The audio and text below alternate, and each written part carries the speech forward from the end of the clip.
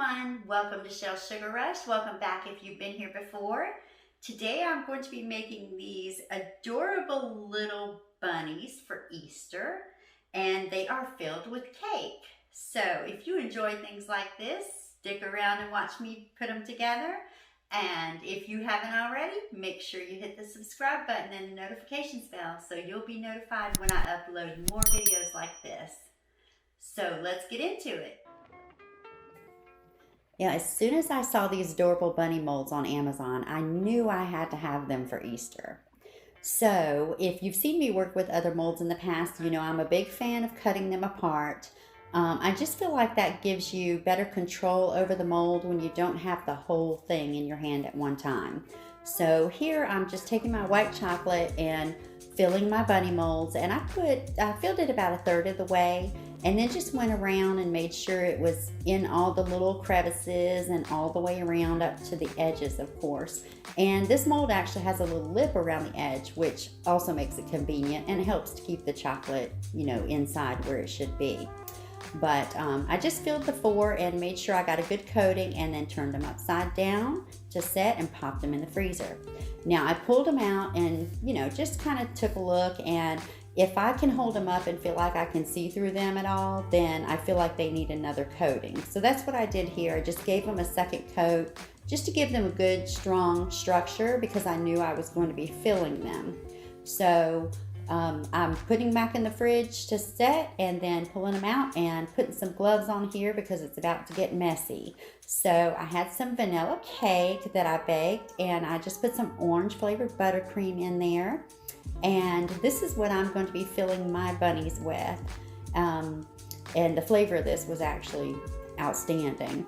But what I'm going to do here is just fill each of the bunnies, and you want to make sure you don't fill it all the way to the top so that your chocolate lays good on the back side. So that's what I've done here. Just filled up the bunnies and with the cake, and then took some of my white chocolate and just filled in the back side and just kind of smoothed it out as best I could. Now of course this time I will set them upright because of the wet chocolate on the bottom side. So I'm going to pop them back into the freezer for just a few minutes to make sure that the whole thing is completely set, and then I'm going to do a little decorating on them and bring our bunnies to life. So here they're out, and I'm ready to pull them out of the molds. So I of course went along the edges just as carefully as possible, and just made sure to release each side, and then I carefully kind of just pulled it back and pulled the bunny out.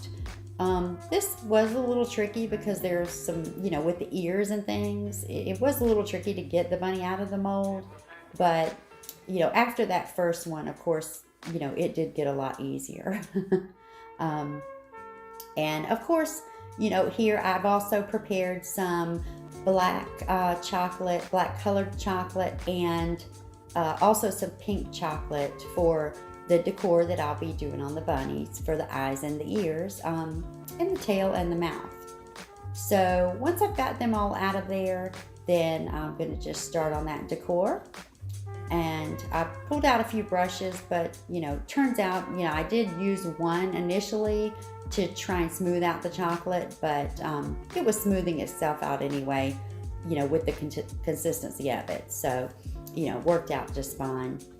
But so I just got my bunnies decorated. Like I said, I just did some black on the eyes, and then some pink inside the ears, and I did a little pink on the tails. And of course I outlined the mouth in pink as well. But they were fairly easy to do, and fun as well. Probably a great little thing to do with the children for Easter, and a great little treat to have to eat afterwards. But I definitely think they are absolutely adorable. Let me know what you think about them in the comments. And if you enjoyed the video, don't forget to like, share, and subscribe. And thank you so much for all your support. See you next time.